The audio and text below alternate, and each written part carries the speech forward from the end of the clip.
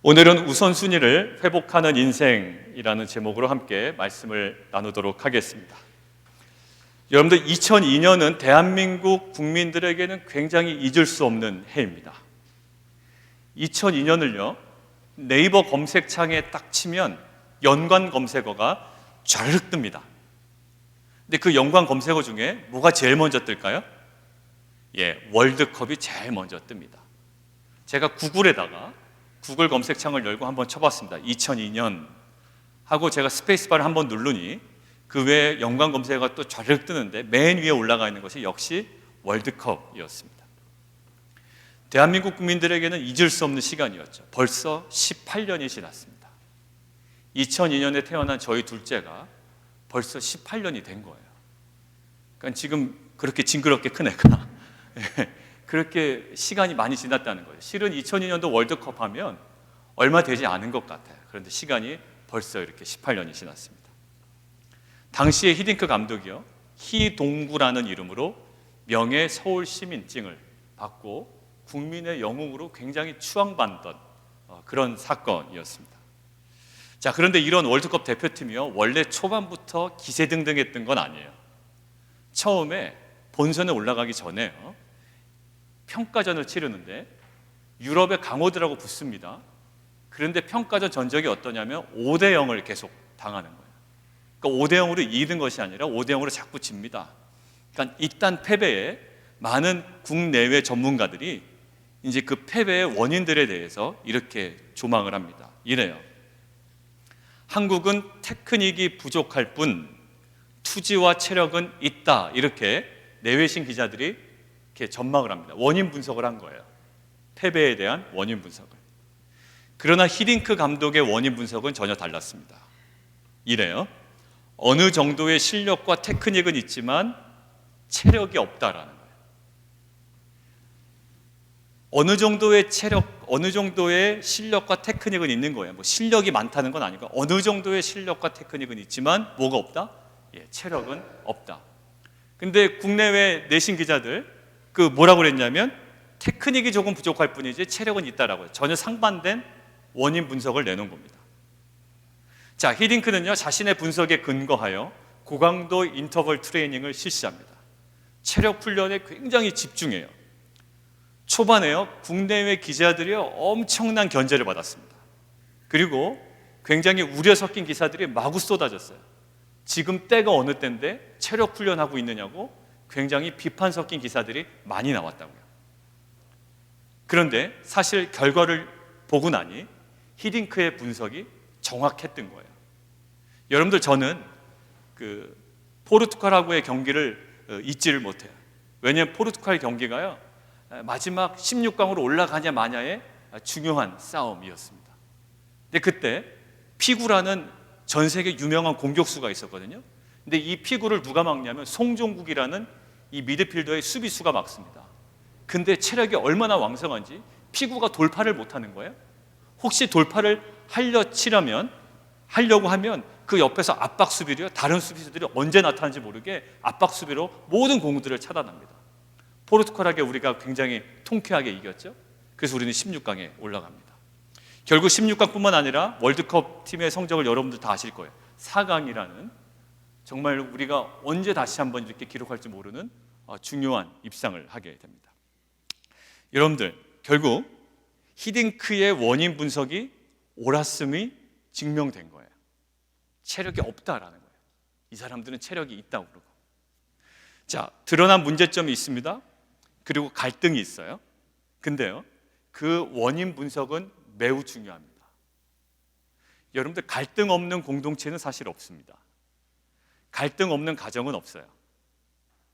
근데 갈등이 있는 것이 문제가 아니라 이 갈등을 어떻게 해결해 나가느냐가 매우 중요합니다. 건강한 가정은요, 갈등이 없는 가정이 아니라 갈등이 있음에도 그 갈등을 잘 분석하고 다스려서 해결해 나가는 가정이 건강한 가정이에요. 건강하지 못한 가정은요, 갈등이 있는 가정이 아니라요, 갈등이 있는데 그 원인 분석이 제대로 이루어지지 않아서 갈등을 제대로 해결하지 못하는 가정, 그 가정을 건강하지 못하다라고 보통 이야기합니다. 여러분들, 우리는 2002년에 이 국내외 그 외신 기자들, 내신 기자들과 같은 실수를 범할 수 있습니다. 여러분도 혹시 자녀들과의 관계 속에, 또 부부 관계 속에 혹시 문제가 있으신가요? 그 문제를 어떻게 진단하고 계세요? 혹시 상대방에게 문제가 있다고 원인 분석을 하고 계십니까? 아니면 본인에게 있다고 원인 분석을 하고 계십니까? 아니면 그냥 이 정도도 아니니까 공평하게 둘 다 문제가 있다고 그냥 생각을 하십니까? 그것도 아니라면 모든 원인 분석은 의미가 없다며 시간이 해결해 줄 것이라고 아무 시도도 하지 않으십니까? 오늘 본문은요, 초대교회 공동체가 양적으로 성장하고 있는 시기에, 오늘 1절 한번 보십시오. 그때에 제자가 더 많아졌다라고 되어 있어요. 그런데 그 공동체 내부적 갈등과 위기의 국면이 갑자기 발생하게 됩니다. 그래서 우리는 초대교회 공동체가 그들에게 발생한 이 갈등과 위기에 대한 원인을 어떠한 툴로 분석을 했는지, 그리고 진단을 했는지 살펴보기를 원해요. 그리고 그것을 묵상함을 통해 우리 각자가 직면한 다양한 문제들이 있잖아요. 그리고 그 갈등이 있습니다. 그 갈등과 그 문제들 앞에서 우리가 견지해야 할 영적인 관점이 무엇인지를 오늘 본문을 통해서 확인하는 은혜의 시간이 되기를 원합니다. 자, 오늘 발생한 갈등 상황은 정리하면 이렇습니다. 히브리파 과부가 있고요, 헬라파 과부가 있습니다. 근데 구제의 문제에 뭔가 차별이 발생한 것 같다라는 지금 문제 제기가 지금 제기되고 있는 상황이에요. 자, 초대교회는요, 두 가지 집단으로 나눠져 있습니다. 하나는 히브리파 유대인이에요. 히브리파 유대인은 지금 우리가 하심 탐사 때 우리가 이미 배우신 분들, 아마 배우실 분들이 있겠지만, 북왕조는 몇 년도에 망했죠? BC 기원전 722년에 아수르에게 망합니다. 그리고 남유다는요, 기원전 586년에 바벨론에게 망해요. 그래서 그들은 뭐 끌려가는 노예들도 있고요, 여러 가지로 이제 지역을 떠나는 사람들도 있습니다. 그런데 그 지역을 떠나지 아니하고 거의 600여 년 동안 그 지역을 지켰던 자들이 있어요. 자신의 지역을. 그 사람들로 하여금 뭐라고 하냐면 히브리파 유대인이라고 합니다. 그러니까 노예로 끌려가지 않았거나 아니면 자신이 자진해서 그 지역을 떠나지 아니하였던 그 유대인들, 그래서 히브리파 유대인들이에요. 이 사람들의 언어는 무엇을 쓸까요? 아람어를 씁니다. 예수님이 무슨 언어를 사용했을까요? 아람어를 사용하셨습니다. 자, 그런데 아수르에게 끌려가거나 바벨론에게 끌려가거나 혹은 자신들의 여러 가지 사정 때문에 타 지역으로 이동했던 유대인들이 있습니다. 그런데 지금 이 시점에 어떤 이유인지 모르지만 다시금 이 지역으로 돌아와 초대교회의 성도로서 신앙생활을 하는 사람들이 있는 겁니다. 이 사람들을 뭐라고요? 디아스포라 유대인, 떠났던 유대인, 다시 돌아온 유대인, 뭐라고 그럴까요? 헬라파 유대인이에요. 이 사람들의 언어는 뭘까요? 아까 히브리파 유대인의 언어가 아람어였다면 이 헬라파 유대인의 언어는 헬라어입니다. 근데 헬라어가 중요한 것이 아니라 이 사람들의 모든 사고 방식은 헬라 문화예요. 우리가 지금 한 2세, 1.5세들은 어떤 문화예요? 한국 문화입니까? 미쿵 문화입니까? 미쿵 문화라고요. 그러니까 이 헬라파 유대인들의 문화는 어디 문화예요? 다분히 헬레니즘, 헬라적인 문화권에서 이들은 살아났습니다. 자, 이런 성향에서 초대교회는 인적 구성이 어디가 더 많을까요? 그럼에도 불구하고 히브리파 유대인들이 조금 더 많아요. 그런데 우리가 사도행전 2장과 4장을 봤다고요. 무슨 일이 벌어졌나요? 2장 후반부에서는 백성들이 자신의 재산을 팔아 사도들의 발 앞에 둡니다. 4장에서 후반부에도 마찬가지로 자신의 재산을 팔아 땅을 팔아 사도들의 발 앞에 둡니다. 그리고 사도들 앞에는 뭐가 쌓일까요? 그러면 재정이 쌓이기 시작해요. 근데 사도들은 재정을 어떻게 한다고요? 재정을 가난한 자들을 위해서 나눠줍니다. 성경에 의하면 필요에 따라 나눠줍니다. 그래서 성경에 뭐라고 표현되어 있냐면 그래서 가난한 자들이 그렇게 많지 않았다라고 이야기합니다. 자, 그런 연속선상에서 지금 누구를 구제하고 있어요? 과부들을 구제하고 있는 거예요. 누가요? 사도들이요. 그런데 어떤 문제 제기가 벌어지냐면 히브리파 과부, 지금 여기에 계속 머물러 있었던 유대인들 히브리파 과부에게는 또박또박 구제가 이루어지는데 헬라파 과부는 이상하게 제대로 구제가 이루어지지 않더라. 구제 명단에서 자꾸 누락되더라 라는 이런 문제 제기가 벌어지는 겁니다. 자, 그로 인해서 이제 갈등과 원망이 조금씩 싹트고 있는 거예요. 언제요? 성도의 숫자가 늘어나고 있는데 그런 갈등이 드러나고 있습니다. 자, 갈등이라는 현상이 드러났습니다. 어떻게 해야 될까요? 다양한 솔루션이 가능해요. 첫 번째 뭐냐면 어떤 한 개인의 일탈이라고 한다면 누가 자꾸 중간에 착복합니다. 빼돌립니다. 만약에 그렇다고 한다면 어떻게 하는 게 좋을까요? 그 사람을 발견해내서 그 개인을 강력하게 처벌하면 됩니다. 사도행전 5장에서 그런 장면이 있었죠. 아나니아와 삽비라의 사건에 의하면 그 개인을 강력하게 하나님께서 심판하셨어요. 그런데 오늘 본문은 한 개인의 일탈이라든지 한 단체의 조직적이고 악의적인 행동이 있었다라는 느낌을 보도하지 않아요. 자, 두 번째, 만약 이들 명백한 문화의 갭이 있거든요. 히브리 문화가 있고요, 헬라 문화가 있어요. 그러니까 1.5세와 2세의 문화의 갭이 있고요, 2세와 1세의 문화의 갭이 있어요. 그런데 오늘 성경은 이 문화의 갭을 지금 사건의 원인으로 보지 않는다. 갭이 있다는 것을 인정합니다. 그러나 이 문화의 갭이 오늘 사건의 본질적인 원인은 아니라는 거예요. 만약에 이것을 원인으로 봤으면 어떤 프로그램에 막 교회에 돌아갔을까요? 기타 가지고 와서 띵가띵가리 하고 서로 1.5세와 2세가 하나 되는 프로그램 만들었어요. 서로를 알아가는 시간 갖고요. 막 친교 프로그램을 만들었을 거예요. 그런데 오늘 성경은 그런 본문에 주목하지 않아요. 자, 만약에 사람도 아니었습니다. 개인의 일탈도 아니었고 문화의 갭도 아니었어요. 그러면 만약에 구제 시스템의 문제였다면 아마 시스템을 선진하려는 굉장히 노력이 오늘 기록이 되었을 거예요. 한 번 받은 사람은 중복 수령 안 되고, 그 다음에 중복 수령 안 되고, 한 번 누락된 사람은 기록에 남도록 하자라는 다양한 아이디어의 시스템적인 변화가 있었을 겁니다. 그런데 오늘 본문은요, 그런 면에 집중하여 보도하지 않아요. 자, 그렇다면 원인 분석이 지금 아무것도 이루어지지 않고 있습니다. 그렇다면 원인 분석 없이 이 문제, 현상을 해결하기 위한 방법이 무엇일까요? 이런 거예요. 그러면 교회를 그냥 둘로 쪼개자. 헬라파 교회와 히브리파 교회로 나누자라고 아마 결정을 했어도 가능합니다. 그런데 우리는 지금 초대교회 성도들이나 우리들은 갈등이라는 현상을 없애는 것이 목적이 아니라는 것을 우리는 알고 있습니다. 갈등이라는 현상이 있죠. 근데 우리는 갈등이라는 현상만을 없애는 것이 우리의 목적이 아니에요. 여러분들 부부싸움 합니다. 부부싸움 안 하니까 부부싸움을 안 하려고 여러분들 선택할 수 있는 일이 있어요. 뭘까요? 남편 비유 맞춰주는 거예요. 아내 비유 맞춰주는 거예요.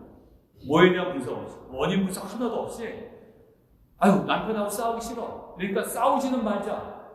이 갈등이라는 상황을 없애자고 그러면 뭐 할까요? 남편 좋아하는 음식 가서 밥 사주는 거예요. 그래, 남편이 막 좋아하거든요. 남편이 좋아하는 취미생활 그냥 같이 해보는 겁니다. 남편 좋아하거든요. 여러분들, 그런 현상만 덮는 것이 진정한 원인 분석이 이루어진 본질적인 해결일까요? 절대로 아니라는 거예요. 여러분들, 진정한 원인 분석 없이 상대방 비유 맞춰주다가는 다른 데서 또 다른 현상이 드러나게 말합니다. 자, 오늘 이 사도들은요, 지금 뭔가 불평등하게 뭔가 구제가 되고 있다라는 현상을 없애려고만 노력하지 않아요. 이 현상의 원인이 무엇인지를 좀 조목조목 밝혀보기를 원하는 거죠. 자, 그래서 이 사도들은요, 이 현상의 이면을 바라보게 됐습니다. 이런 거예요. 이 문제를 겉으로 보면 급식의 문제 같아요. 그리고 구제의 문제 같아요. 그리고 과부의 불만 제기한 하나의 사안 같아요. 그래서 그 문제만 해결하면 될 것 같아요. 그런데 사실 오늘 이 문제의 뿌리는 그렇지 않다라는 거예요. 그냥 급식의 문제니, 구제의 문제니, 불만사항의 문제니 그 문제만 처리하면 될 것 같지만 실은 이 문제의 뿌리는 그것이 아니라는 이 사도들의 진단입니다. 1절 함께 보겠습니다. 1절에 보면 이런 표현이 있죠. 구제라는 단어가 있어요. 뭐 밑줄라는 단어시고요. 이 구제라는 헬라어는 어떤 헬라어냐면 디아코니아라는 헬라어입니다. 디아코니아라는 헬라어. 섬긴다라는 뜻이겠죠. 섬기는 것에 빠진다라는 것. 그리고 2절에 이런 표현이 있습니다. 접대를 일삼는 것이 마땅하지 아니하니 이렇게 되어 있어요. 접대를 일삼다. 접대가 어떤 의미냐면 재정 업무를 이야기하고요. 테이블 업무를 얘기해요. 식당 업무를 얘기해요. 그러니까 재정 업무. 이 사람들이 많은 사람들이 자기 재산을 팔아 돈을 가지고 앞에다 두죠. 그럼 이 재정 업무를 보고 이 재정을 가지고 누구를 도와요? 과부를 돕고 가난한 사람을 돕습니다. 그러니까 이 재정 업무와 이 식당 구제 업무를 지금 뭐라고 표현하고 있죠? 접대라고 표현하고 있어요. 근데 이 접대를 일삼다라는 동사가 있잖아요. 여기서 일삼다라는 동사의 헬라어가 뭐냐면 디아코네오라는, 아까 뭐라 그랬죠? 디아코니아라는 단어이고요. 지금은 디아코네오라는 단어예요. 1절에 나오는 단어가 뭐라고요? 디아코니아라는 단어고요. 2절에 나오는 것은 어떤 거예요? 디아코네오라는 단어. 똑같이 섬긴다라는 단어죠. 자, 그런데 거기서 결국 영어로 우리가 집사 얘기할 때 어떻게 표현하나요? 디컨이라고 얘기하죠. 그 디컨이 같은 어원에서 시작된 거예요. 디아코니아, 디아코네오라는 것에서 이제 디컨, 섬기는 자라는 뜻이죠. 근데 오늘은 집사라는 제도에 대해서 설명하기 위한 본문은 절대 아니에요. 거기에 우리가 집중하면 안 됩니다. 한번 당시 상황들 상상해 보십시오. 소유를 팔아 재정들 발 앞에, 사도들의 발 앞에 재정을 두면 그 재정을 활용해서 매일 구제와 매주 구제로 섬긴다라는 것이에요. 그런데 2절에 이렇게 표현되어 있죠. 하나님의 말씀을 제쳐놓고, 이런 표현이 있습니다. 결국 뭘까요? 이러한 디아코니아, 그러니까 구제의 디아코니아는 그들에게 마땅치 아니하다라는 거예요. 뭐를? 이 말씀을 제쳐놓고 구제의 디아코니아를 하는 것은 마땅치 아니하다라는 거죠. 그 일 자체가 필요하지 않다라는 것이 아니라 사도들에게 그 일이 마땅치 아니하다라는 거예요. 지금 이야기하는 것은 재정과 음식을 섬기는 그 디아코니아 있죠. 재정과 음식을 섬기는 디아코니아가 사도들이 우선적으로 처리해야 되는 일은 아니라는 거예요. 자, 그러면 그들에게 우선되어야 되는 일이 있다는 것이죠. 자, 4절을 함께 보시겠습니다. 4절이요. 같이 한번 읽습니다. 4절은 시작. 우리는 오로지 기도하는 일과 말씀 사역에 힘쓰리라 하니. 여기서 말씀 사역이라는 말이 있죠. 여기서 이 사역이라는 말이 헬라어로 다시 또 디아코니아라는 겁니다. 디아코니아라는. 결국 구제 사역도 디아코니아고요. 말씀 사역도 디아코니아예요. 사도들의 진단은 이겁니다. 그러니까요. 이 문제를 겉으로 보면 급식의 문제 같고 구제의 문제 같고 과부의 불만이 제기된 사안 같지만 결국 구제의 디아코니아의 문제 같지만 사실 이 문제의 뿌리는 어디 있다고요? 문제의 뿌리는 말씀의 디아코니아의 뿌리에 문제가 있다고요. 여러분들 부부간의 문제도 마찬가지예요. 부부간의 문제가 뭐가 안 맞아서 그래서 그걸 자꾸 맞추려고 그러죠. 실은 그거는 표면적이고요. 저 밑에 있는 근원적인 뿌리의 원인을 밝혀내지 못하면 우리는 현상만 자꾸 없애나가요. 그러니까 근원에 대한 터치 없이는 또 다른 현상으로 갈등은 언제든지 나올 여지가 있어요. 그러니까 우리는 어디를 만져야 된다? 현상을 만지는 자들이 아니라 우리는 그 문제의 뿌리를 만지는 자들이 되어야 한다는 것이죠. 그래서 사도들이요 봤어요. 그거를. 지금 이것이 뭔가 시스템의 문제도 아니고 어떤 사람의 일탈의 문제도 아니고 근저 급식의 문제도 아니고 시스템의 문제도 아니에요. 이 문제의 뿌리가 어디에 문제가 있다고? 말씀의 디아코니아에 뭔가 문제가 생긴 거예요. 그러니 이게 무슨 형식으로? 급식이라는 형태로 뭔가 문제가 발생한 거예요. 여러분들, 저의 선배 목사님들이 저에게 많은 얘기를 해주시는데 저에게 기억에 남는 일이 있어요. 이런 얘기를 해주셨습니다. 성도들이 말씀의 은혜를 못 받으면 싸나워진대요. 근데 본인들도 사실 모른대요. 그러니까 결국 그들이 말씀의 은혜를 못 받으면 다른 거를 자꾸 뭔가 이렇게 싸나우신다는 거예요. 마찬가지예요. 여러분들, 우리의 가장 근본적인 원인을 건드리지 않고 자꾸 현상만을 없애다 보면 또 다른 현상으로 계속 튀어나올 거예요. 자, 오늘 보십시오. 결국 어느 부분을 만져야 된다? 4절이에요. 우리는 오로지 기도하는 일과 말씀 사역에 힘쓰리라 하니. 결국 말씀의 디아코니아라는 뿌리를 먼저 만져야 되고 말씀의 디아코니아라는 뿌리가 먼저 회복되어야 된다라고 오늘 사도들은 진단하고 있어요. 우선순위의 회복을 이야기하고 있는 거죠. 결국 그 문제의 현상을 없애는 것이 아니라 가장 우선되는 그 원인을 파악하고 우선순위가 우리 안에 회복이 돼야 그 현상이 없어진다라는 거예요. 사실 신앙도요, 결국은 항상 우선순위의 싸움입니다. 사단은 항상 이렇게 도전해요. 너 그래서 이거 필요하지 않다고? 이렇게 얘기합니다. 우리가 자꾸 신앙하면 이렇게 얘기해요. 너 그래서 이거 필요하지 않다고? 너 세상에 이런 기본적인 구성 요소 없이 살 수 있어? 라고 도전합니다. 또 이렇게 도전해요. 그래서 너희 교회는 그래서 구제하지 않을 거야? 라고 도전합니다. 말씀의 디아코니아가 중요하다면 너 그러면 구제의 디아코니아 이런 거 안 할 거야? 이제 이런 식으로 도전하는 거죠. 또 이런 식으로 도전합니다. 넌 사회생활 하면서 직장도 없이 실력도 없이 자꾸 믿음 할래? 이런 식으로 실은 도전하는 거예요. 결국 사단은요, 가시적인 현상에 우리의 시선이 머물도록 강하게 유혹을 합니다. 그때 예수님의 방법이 무엇이었을까요?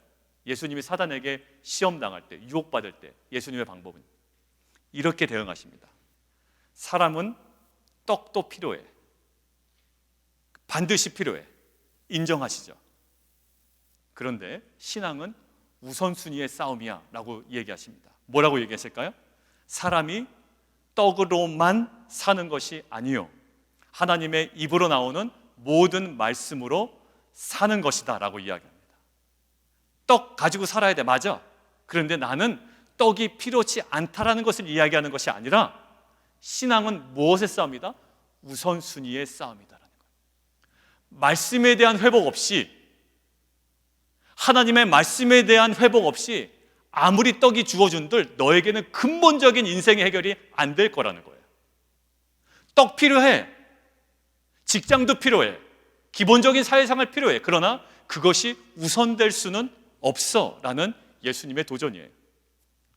예수님께서는 가시적인 물질과 현상으로 겁박하는 사단과 세상의 메시지 앞에 비가시적인 뿌리를 견지하도록 분명하게 선언하시는 겁니다. 기독교 신앙은 세상을 포기하라는 것이 아니에요. 우선순위에서 밀리지 말라라는 겁니다. 하나님은 이스라엘 백성에게 가나안 땅에 들어가서요, 농사 짓지 말고 예배나 드리면서 유유자적하게 살라고 말씀하시지 아니하셨어요.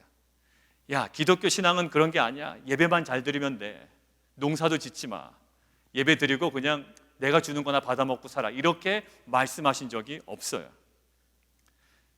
뭐 얘기하셨을까요? 오히려 땀 흘려 농사 지어야 되고 가난한 족속들과 치열한 전쟁도 벌여야 한다고 말씀하셨다고요. 그런데 중요한 것은 무엇이라고요? 농사도 져야 되고 치열한 전쟁도 감당해야 되는데 중요한 것을 뭐라고요? 농사와 전쟁이라는 가시적인 현상을 붙잡고 그것들에 매여 있는 인생이 아니라 그 모든 것들을 주관하고 다스리시는, 그보다 더 우선순위에 있는 하나님의 말씀 앞에 순종하는 것이 너희가 가나안 땅에서 살아남을 수 있는 방법이라고 이스라엘 민족에게 말씀하시는 거예요. 그 훈련을 시키시는 것이 어떤 생활이었을까요? 광야의 생활이었어요. 무슨 생활? 만나를 먹이시면서. 그래서 신명기에 이렇게 얘기했어요. 내가 너를 만나를 먹인 건 어떠한 것을 주기 위함이다. 사람은 아까 예수님이 인용하셨던 그 말씀, 떡으로만 사는 존재가 아니라 하나님의 입에서 나오는 말씀으로 사는 존재임을 알게 하기 위하여 광야에 40년 동안 만나를 먹이셨대요. 결국 하나님은 뭘 우리에게 강조하실까요? 우선순위에 밀리지 말라라는 거예요. 결국 마태복음 6장 33절에도 이렇게 기록합니다. 너희는 먼저 그의 나라와 그의 의를 구하라. 그리하면 이 모든 것을 너희에게 더하시리라 얘기합니다. 그러니까 이 모든 것이 필요 없다라는 메시지는 절대로 아니에요. 이 모든 것들이 필요 없으니 너는 오직 오직 그의 나라와 그의 의를 구하라 라는 메시지가 아니라, 오직이 아니라 뭐라고요? 먼저. 오직이 아니라 먼저. 근데 사단은 세상 사람들은 뭘 얘기할까요? 너희들은 오직 그것만 구하는 존재들이냐? 라고 우리에게 이야기해요. 아니요, 우리는 오직 그것을 구하는 자들이 아니라 먼저 그의 나라와 그 일을 구하는 자들. 신앙의 핵심은 우선순위입니다. 항상 예배는 뒷전이에요. 그리고 우리의 모든 눈에 보이는 가시적인 현상을 막기 위하여, 그것들을 메꾸기 위하여 우리는 급급히 하며 살아가고 있습니다. 그때 하나님께서 분명히 여러분들의 중심에게 얘기하실 거예요. 너 그 현상 메꾸려는 인생이 아니야. 제자리로 돌아와라는 거예요. 어떤 자리? 우선순위의 자리. 어떤 자리일까요? 하나님의 말씀이 있는 자리로 돌아와. 그 말씀의 디아코니아가 너 안에 회복이 돼야 그 모든 현상이 마무리가 될 거예요. 여러분들 핑계는 많습니다. 여러분들 하루는 이 문제 때문에 또 막 쫓아다니고요, 이거 해결되니까 저 문제 쫓아다녀요. 이거 되니까 좀 나올만 했더니 또 저 문제가 터진 거예요. 왜 그럴까요? 예, 문제의 근원을 우리가 만지지 못해서 그래요. 여러분들, 우리는 현상에 종속된 인생이 아니에요. 이 현상 터지고 저 현상 터지고 저 상황 때문에 우리는 거기에 메인 인생이 아니라, 여러 가지 현상이 있더라도 가지가 불어도 뿌리만 굳건하다면 가지가 흔들리는 것을 우리는 무엇으로 바라봅니까? 아름다운 바람의 모양으로 우리는 바라봐요. 그런데 뿌리가 온전치 않으면 우리는 무엇으로 바라볼까요? 야, 이러다 나무 뽑히는 거 아니야? 우리는 걱정과 근심으로 바라본다고요. 여러분들, 우리가 말씀 그때 나눴습니다. 여러분들, 뿌리가 없는 나무는 비가 오고 바람이 불면 어떻게 된다고요? 비가 오면 그 나무를 썩게 하는 요인이 돼요. 그리고 해가 쨍쨍 내려지는 이 나무는요, 뿌리가 없는 나무는 어떻게 될까요? 이 나무를 마르게 한다고요. 그런데 뿌리가 온전히 박힌 나무는요, 비가 이 나무를 어떻게 하는 요인이 될까요? 이 나무를 썩게 하는 요인이 아니라 이 나무를 자라게 하는 자양분이 된다고요. 여러분들, 뿌리가 있는 나무는요, 해가 비치면 어떻게 될까요? 뿌리가 없으면 이 나무를 마르게 하지만, 뿌리가 있는 나무에게는 햇빛이요, 이 나무를 온전히 자라게 하는 놀라운 은혜가 된다고요. 여러분들, 핵심은 뭐예요? 우리는 맨날 비 내린다고 불평해요. 해가 쨍쨍 낸다고 불평한다고요? 아니요, 그것들은 바보 같은 일이에요. 왜요? 뿌리가 없는 인간들은 그렇게 얘기한다고요. 비라고 불평하고 해라고 불평해요. 그러나 뿌리가 온전히 말씀에 박힌 인생들은 비이기 때문에 감사하고요, 햇빛이기 때문에 감사할 수 있는 인생이 뿌리가 온전한 인생의 모습인 줄 믿습니다. 여러분들, 현상 쫓아다니면요, 핑계 없는 무덤 없어요. 항상 현상만 이야기해요. 우리는요, 지금 보십시오. 급식 시스템 바꿨다고 해결될 수 있을까요? 아니요. 이 말씀의 디아코니아가 만져지지 않으면요, 급식 문제 해결됐지만 다른 문제 또 터져요. 왜요? 말씀의 디아코니아가 건드려지지 않았기 때문이에요. 여러분들, 정말로요, 우리 자녀들 키우는 분들 이렇게 보면 참 감사해요. 온전한 신앙이 있는 젊은 가정들의 자녀 양육을 보면 참 감사합니다. 정말 우선순위 똑바로 잡고 가시는 분들 많아요. 말씀과 기도 훈련 딱 잡고 가고요, 가정에서부터 철저하게 말씀과 기도 훈련 시킵니다. 그런데 우리가 믿는 사람들 자녀 양육에 대한 오해가 있어요. 공부에 대한 관심이 전혀 없을 거라고 생각한다고요. 아니요, 말씀과 기도에 대한 신앙 훈련을 철저하게 시키는 사람들은요, 그것이 우선순위가 되었을 뿐이지 이 학업이나 이 부분에 대해서도 굉장히 철저하게 아이들을 양육합니다. 여러분들, 신앙의 부모들이라고 야, 공부 때려쳐, 이런 신앙의 부모들이 어디 있어요? 근데 우리의 문제는 뭐라고요? 신앙은 온데간데 없고 오직 성적과 학업에 대한 우선순위를 두고 아이들을 이끌어가서 문제라는 거예요. 여러분들, 정말 이런 가정도 있습니다. 우리 아이가 받은 상처가 커서 신앙 강요하지 않겠어요? 라는 가정도 있어요. 그리고 우리 아이의 성격이 너무나 고집이 세서 우리는 신앙 강요하지 않아요? 라는 가정이 있어요. 여러분들, 그 아이가 받은 상처나 그 아이의 고집 센 것이 신앙을 우리가 아이에게 요구하지 않아야 될 만한 충분한 이유가 될까요? 여러분들, 우리 아모스서 함께 보겠습니다. 아모스서 8장 11절 함께 보겠습니다. 아모스 8장 11절 같이 한번 읽습니다. 자, 시작. 주 여호와의 말씀이니라. 보라, 날이 이를지라.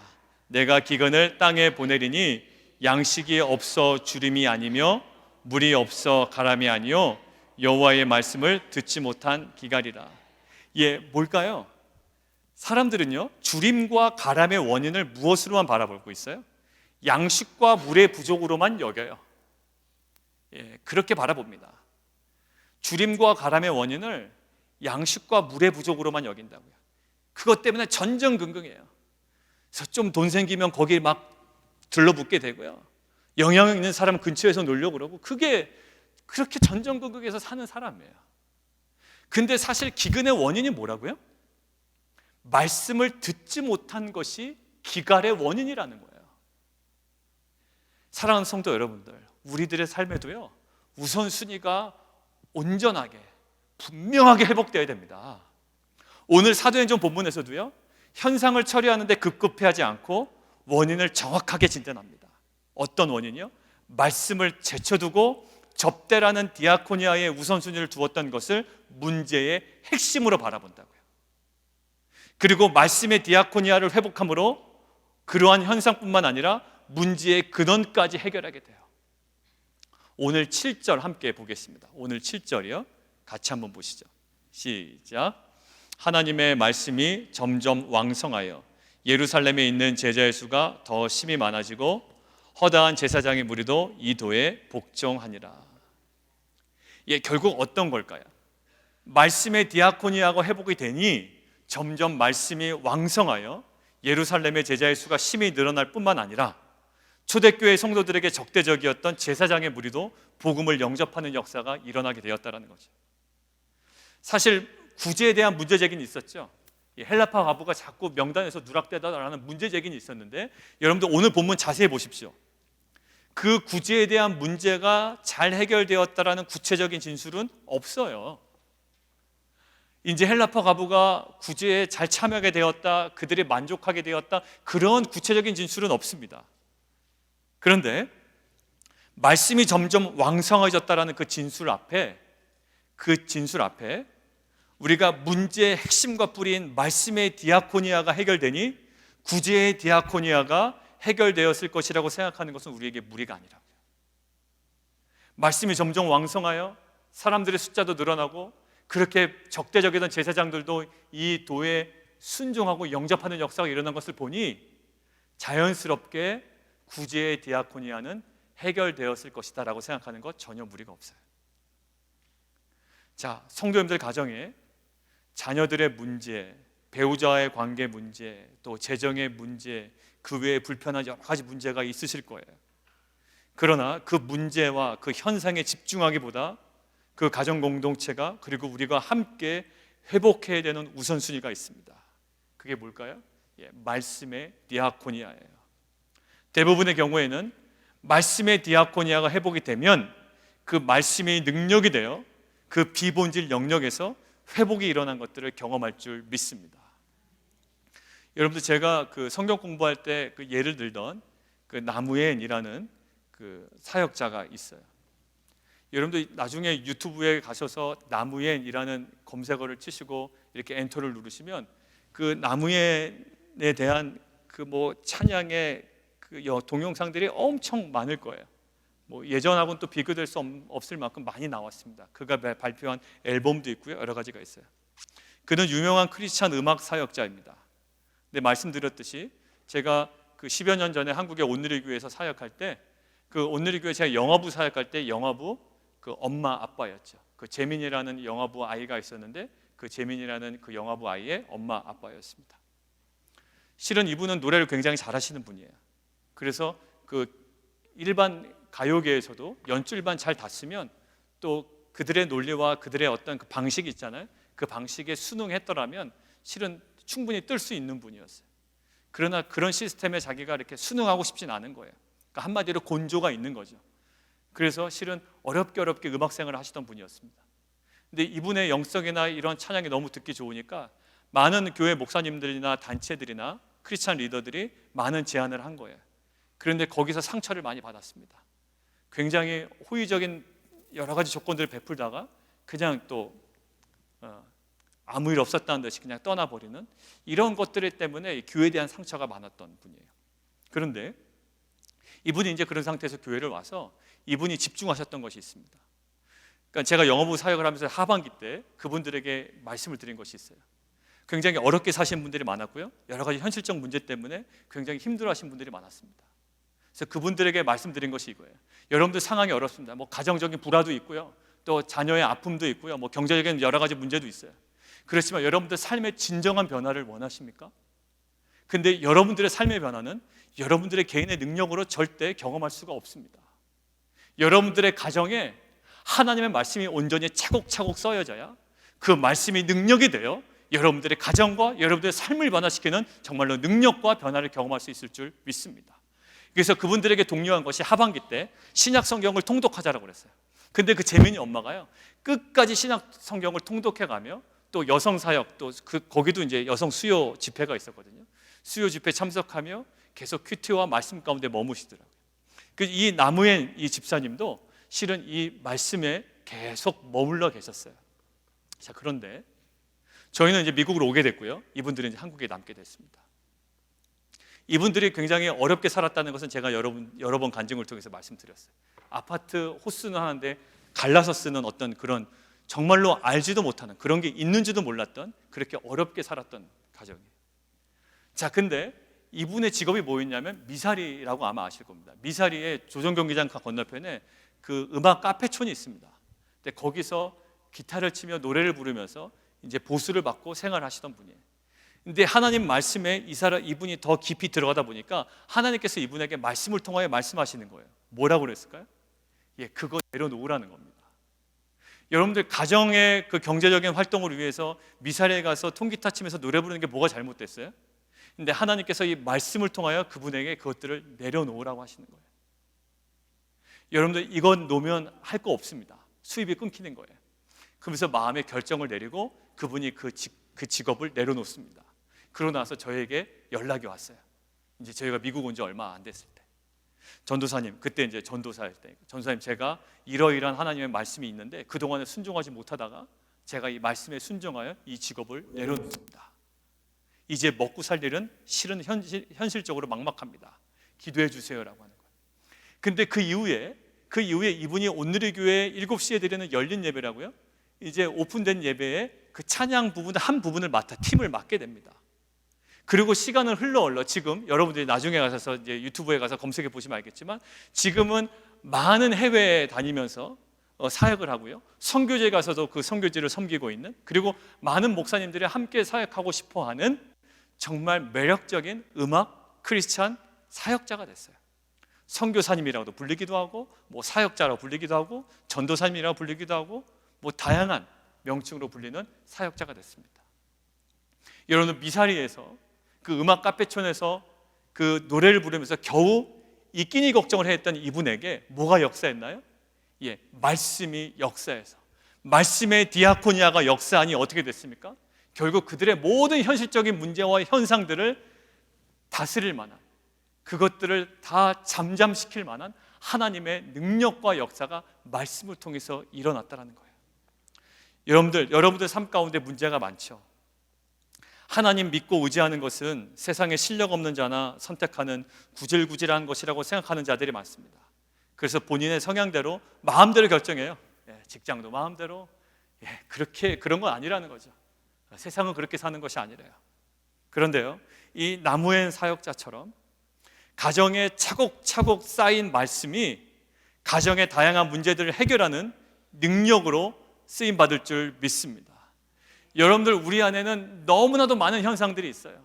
뭐 자녀들 문제, 배우자의 문제, 또 그 아직 정리되지 않은 여러 가지 문제들, 여러분들 막 그런 현상들이 막 여러분들의 삶을 괴롭힌다고요, 다가온다고요. 그런데 하나님께서 오늘 말씀하세요. 그 현상들을 가로막기 위해서, 현상들을 잠잠하기 위해서 그 현상들에만 머물러 있는 것이 아니라 어디로 돌아오라? 우선순위의 장소로 돌아오라는 거예요. 어느 장소일까요?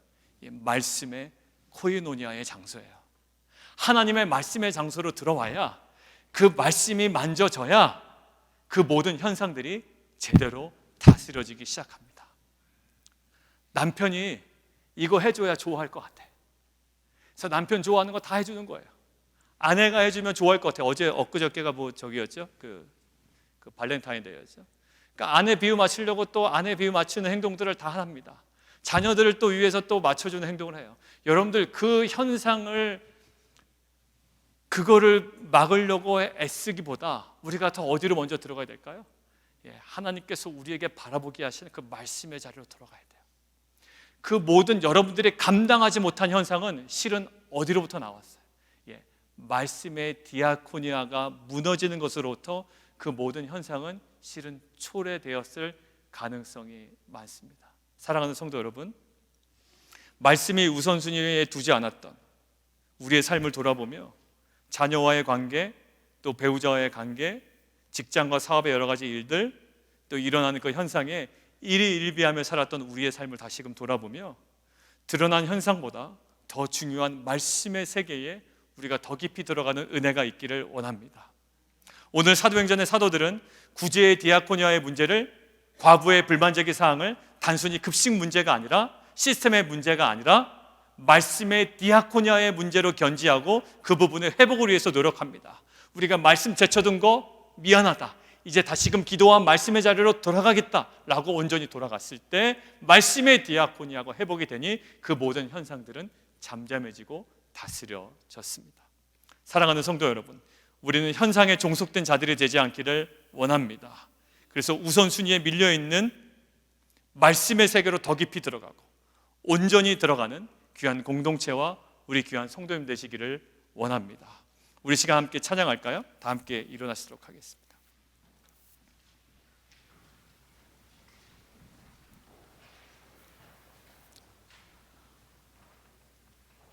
우리가 실은 신앙생활 할 때 문제들을 외면할 수는 없습니다. 그런데 그때 주님께서 우리에게 독려하시고 우리에게 도전하시는 메시지가 있습니다. 그 문제의 현상에 너무 몰입하지 않기를 원하시는 거예요. 그 문제의 근원을 바라보기를 원하시는 거죠. 그 문제의 뿌리를 보기를 원하시는 거예요. 무엇 때문에 지금 이렇게 꼬였는지. 여러분 인생에 꼬였다고 생각하십니까? 남 탓하실래요? 그냥? 아니면 사회가 그렇게 돌아가니까 내가 인생이 이렇게 꼬인 겁니까? 근데 주님께서는 우리에게 오늘 말씀하십니다. 그 말씀의 영역, 그 말씀의 세계가 우리 가운데 해결이 안 되면 우리 상황 가운데 다양한 것으로 우리에겐 갈등과 문제가 또다시 생성이 될 거라고요. 하나님, 우리가 더욱더 말씀에 주목하는 인생 되기를 원합니다. 우리의 삶의 우선순위가 회복되는 인생이 되기를 원하고 정말 그 주님만 온전히 우리의 영의 눈을 열려 바라봄을 통해 그 주님과의 관계 속에 모든 드러나는 현상이 잠잠해지고 다스림받는 귀한 복된 인생 되게 하여 주옵소서. 우리 함께 찬양하며 함께 나가도록 하겠습니다. 하나님, 이 시간 우리 함께 기도했으면 좋겠습니다. 하나님께서도 아마 이해하실 거예요. 여러분들 가정에 어려운 일이 많았잖아요. 말씀에 우선순위를 두지 않았던, 여러분들의 경황이 없었던 것 다 아실 겁니다. 자녀와의 관계, 또 배우자와의 관계, 또 직장과 사업의 여러 가지 일들. 실은 우리가 일어나는 현상에 대해서 일희일비하며 살았다고요. 직장에서 좋은 일이 일어나면 굉장히 좋아했고요, 또 좋지 않은 일 때문에, 관계적인 어려움 때문에 굉장히 어려워했다고요. 그러나 하나님께서 오늘 우리에게 말씀하십니다. 드러난 현상보다 더 중요한 말씀의 세계가 있어요. 보이지 않지만 그 문제의 근원이 되는 그 세계가 있다고요. 우리는 보이지 않기 때문에, 볼 수 없기 때문에 그 부분을 간과했습니다. 그런데 오늘 사도행전의 사도들 보십시오. 눈에 보이는 구제의 디아코니아의 문제를, 과부의 불만제기 사항을 단순히 급식 문제나 시스템의 문제로 보지 않아요. 오히려 어느 부분이 틀어졌기 때문에, 말씀의 디아코니아가 뭔가 문제가 발생했기 때문에 이러한 일이라고 견지하고 그 부분의 회복을 위해서 노력합니다. 그래서 7 집사 뽑는 거 아니에요? 그거를 뽑고 본인들은 기도와 말씀의 디아코니아의 그 본질에 충실하겠다는 거죠. 그리고 그 부분이 회복이 되니 말씀이 능력이 되어서 왕성하고 그 말씀들이 그 모든 현상들을 이끌어가는 역사를 경험하게 됩니다. 사랑하는 성도 여러분들, 현상에 종속된 자들이 되지 않기를 원합니다. 우선순위에 밀려있던 그 말씀의 세계로 우리가 더 깊이 들어가고 온전히 들어가 하나님, 우리 공동체에 쌓여있는 그 말씀의 능력이 되어 우리의 모든 상황들을 이끌어가는 하나님, 그 은혜의 공동체가 되게 하여 주시옵소서. 이 시간 함께 기도하며 나가도록 하겠습니다. 기도하겠습니다. 살아계신 하나님 아버지, 감사합니다. 살아계신 하나님, 우리의 많은 현상의 문제들이 있습니다. 그러나 그 모든 문제들을 우리가 스스로 해결하려고 노력하기보다 그 많은 다양한 문제들의 핵심인 그 말씀의 디아코니아의 자리로 우리가 다시금 돌아가기를 원합니다. 사실 남편과의 문제, 직장의 문제, 사업의 문제, 다양한 문제들의 핵심은 주님과의 관계, 그 말씀의 디아코니아의 뭔가 틀어짐에 있었습니다. 하나님, 이 시간 우리가 다시금 말씀의 디아코니아의 회복을 위하여, 그 부분의 회복을 위하여 이 시간 우리가 믿음으로 들어가오니 하나님, 현상에 종속된 자들이 아니라 우선순위에 밀려있는 말씀의 세계로 믿음으로 더 깊이 온전히 들어가는 공동체와 우리 가정들 되게 도와 주시옵소서. 지금은 우리 교회 머리 되신 예수 그리스도의 은혜와 우리를 사랑하신 하나님의 변함없는 사랑하심과 성령님의 교통하심이 드러난 현상보다 현상의 원인인 말씀에 대한 우선순위를 회복하여 말씀으로 해결받는 인생과 공동체 되기를 원하는 빛과 소금 교회 성도님들과 자녀들 위해 지금부터 영원토록 함께 계시기를 간절히 축원하옵나이다. 아멘.